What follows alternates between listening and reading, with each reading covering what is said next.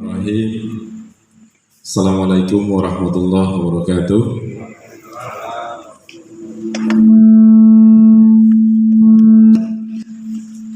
Bismillah, alhamdulillah, wassalatu wassalamu ala asrafil anbiya'i wal mursalin Sayyidina wa maulana Muhammadin wa ala alihi wa sahbihi ajma'in, amma ba'd. Yang saya hormati Ketua PDSI Provinsi Kalimantan Selatan dan juga Kabupaten Kota Baru. Yang saya hormati Bapak Kepala Dinas PMD Kabupaten Kota Baru,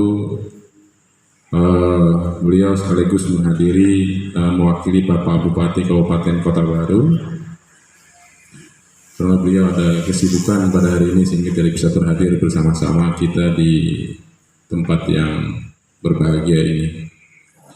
Yang saya hormati Bapak Camat Klumpang Hulu serta seluruh jajaran. Yang saya hormati Bapak Kapolsek Klumpang Hulu. Yang saya hormati Pak Dan Ramil atau yang mewakili. Yang saya hormati seluruh undangan peserta musda pada hari ini, yaitu ketua-ketua BPD se-Kabupaten Kota Baru yang juga berhadir bersama-sama di ruangan ini. Pertama, kami atas nama pimpinan DPRD Kabupaten Kota Baru mengapresiasi kegiatan ini dan juga sangat mendukung apa yang akan kita laksanakan ke depan dalam rangka untuk memajukan Kabupaten Kota Baru, di mana Kota Baru pada hari ini dengan luas wilayah yang luar biasa. Sedikit mungkin kami gambarkan, hampir seperempatnya Provinsi Kalimantan Selatan itu adalah wilayahnya Kabupaten Kota Baru, yang terdiri dari 22 kecamatan. Luas wilayah itu hampir 9.045 km persegi.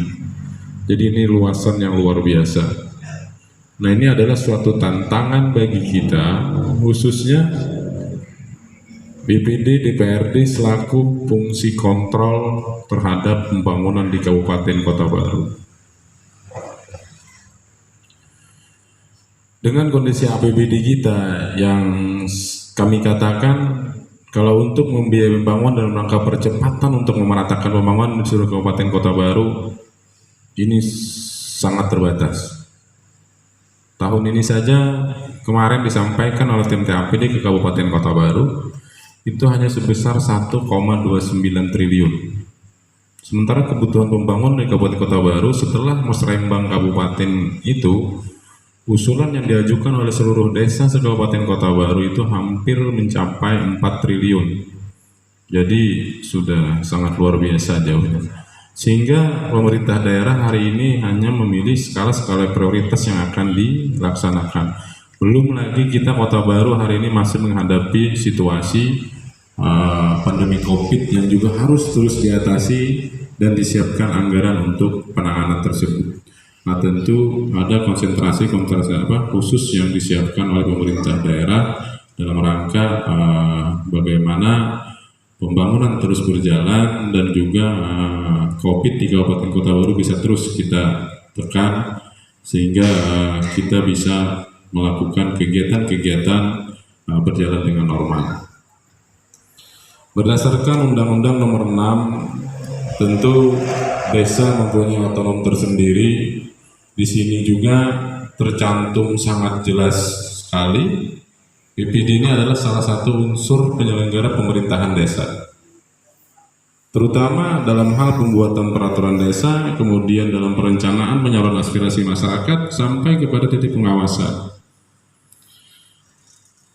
Dengan dasar luas wilayah Kabupaten Kota Baru tadilah, tentu kita di sini perlu kerjasama sinergi yang dibangun antara BPD dan DPRD. Ini sangat erat kaitannya. Dengan luas wilayah yang sangat luas ini, dengan jumlah desa yang cukup banyak, tentu tidak semua anggota dewan itu bisa terperhatikan.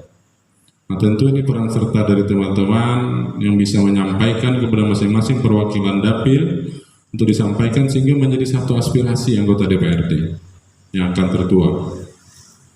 Karena mana tentu banyak hal hari ini, ada beberapa desa kita juga yang masih kondisinya terisolir, kemudian yang belum mendapatkan pelayanan listrik. Semua itu kita bisa terdeteksi sudah sampai hari ini, dan kita sudah beberapa kali mengadakan pertemuan khusus dengan infrastruktur jalan kita dengan keterbatasan APBD tadi, sehingga kita melibatkan juga kadang beberapa perusahaan di wilayah tersebut dalam rangka pemeliharaan dan perbaikan jalan. Nah, tentu harapan kami terkait yang di desa-desa, peran aktif dan cepat tanggap juga dari teman-teman BPD ini sangat kami butuhkan.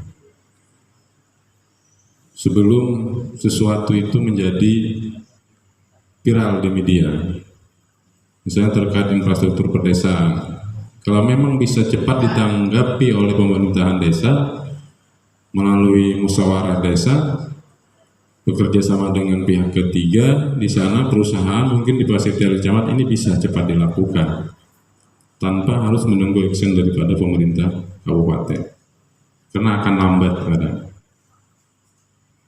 Nah, tentu tinggal koordinasi yang harus kita bangun. Nah, tentu BPD dalam hal ini juga erat kaitannya dengan pengawasan anggaran yang masuk ke desa. Tidak sedikit dana yang digelontorkan oleh pemerintah pusat dalam anggaran alokasi dana desa. Ini rata-rata di setiap desa di Kabupaten Kota Baru ini sudah capaiannya antara 700 sampai 1 triliun sampai 1 miliar yang dikelola oleh desa. Nah, tentu disinilah fungsi BPD juga dalam rangka pengawasan untuk melakukan kontrol dalam rangka pengelolaan anggaran tersebut. Kemana anggaran ini digunakan, apakah mengarah kepada sesuai dengan peraturan dan perundangan yang telah ditetapkan oleh pemerintah pusat. Nah, juga tentunya kami DPRD selalu membackup kegiatan yang ada di desa yang masuk melalui Musrembang. Tentunya ada kewenangan kami di DPR juga untuk melakukan dan merealisasikan usulan-usulan itu. Nah, tergantung teman-teman BPD yang melalui Mosdes juga sudah menuangkan di dalam sana, tinggal nanti bagaimana koordinasi dengan teman-teman yang menjadi wakil dapil di DPR itu untuk merealisasikan usulan yang diusulkan. Sedikit kami sampaikan, dengan terbitnya Undang-Undang 23 tahun 2014 tentang pemerintahan daerah, tentu ada beberapa kewenangan kabupaten itu yang sudah tidak menjadi ranahnya lagi Kabupaten Kota Baru dan kabupaten seluruh Indonesia. Sehingga dalam rangka kita untuk melaksanakan peningkatan PAD di Kabupaten Kota Baru, ini terkendala dengan regulasi yang dibuat oleh pemerintah pusat. Salah satu contoh hal yang terkecil saja dapat kami gambarkan. Kalau dulu galian C itu kewenangannya masih di kabupaten, hari ini sudah ditarik ke pemerintah pusat. Tahun 2018 itu masih ada di provinsi, tapi tahun 2020 kemarin sudah dialih ke pemerintah pusat juga. Nah, itu hal yang paling kecil di dalam pemberdayaan sumber daya alam. Kemudian di sisi kelautan, pemerintah kabupaten kota itu hanya berwenang terkait pengembangan budidaya yang berada di pesisir pantai. 0 sampai 12 mil kelautan ini adalah wilayahnya kewenangan pemerintah provinsi dan pusat. Disinilah dibutuhkan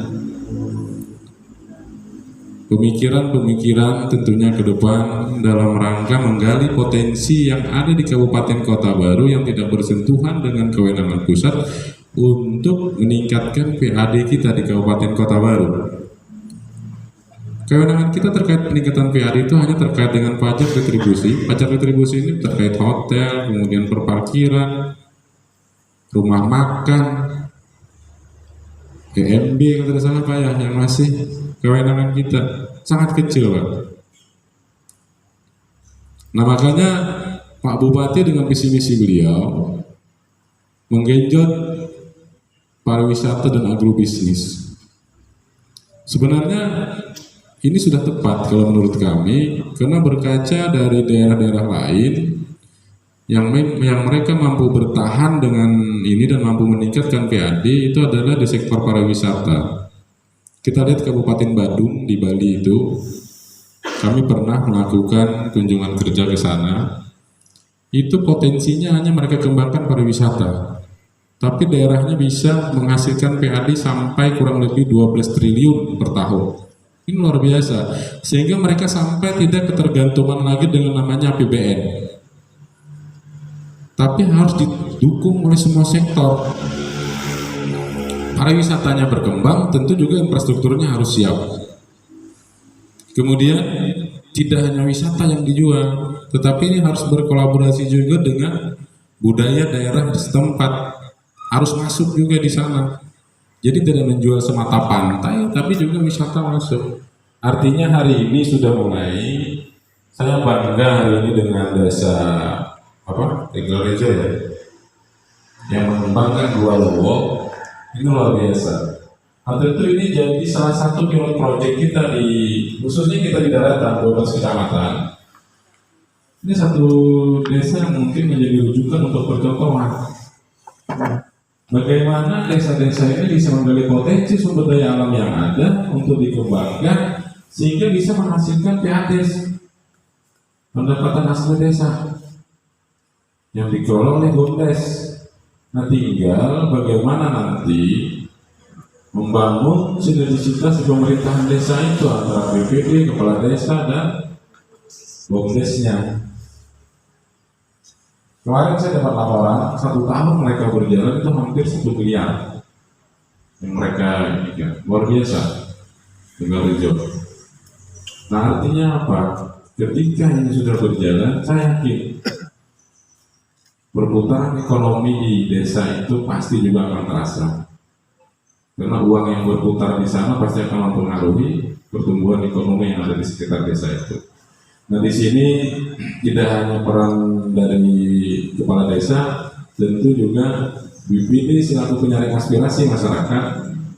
Disinilah wadahnya untuk menyampaikan dan kemudian melakukan membuat peraturannya terkait regulasi yang akan dibuat di desa itu, kemudian sampai kepada pengawasan nanti pada saat anggaran digelontorkan, pada saat penyertaan modal ke BUMDes. Di sini juga peran BPD.